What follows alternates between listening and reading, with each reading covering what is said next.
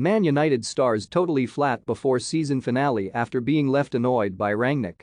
The mood within the Manchester United dressing room has been described as totally flat going into their final match of the season against Crystal Palace next weekend.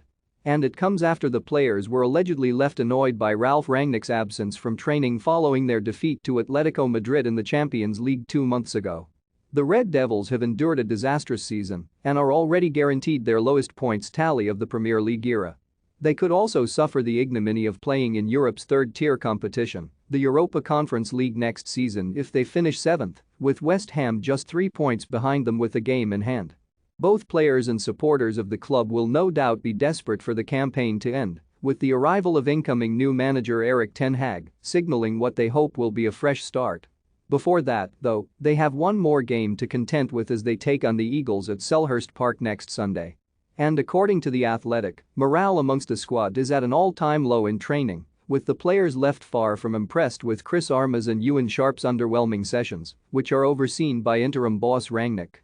The publication also claims that key members of the team have been confused with the amount of time off Rangnick has granted the players. Following the Champions League last 16 loss to Atletico, the squad were permitted 9 out of the following 13 days free. Rangnick himself jetted off to Barbados during that time and was not at the training ground on the day the team returned, something which is thought to have left those present annoyed.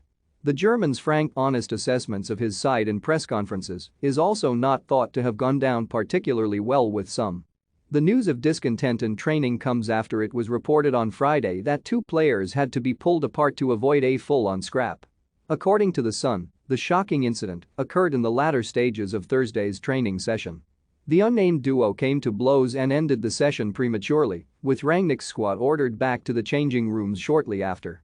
Speaking following the dismal 4-0 loss to Brighton last weekend, Rangnick was forced to apologize to supporters.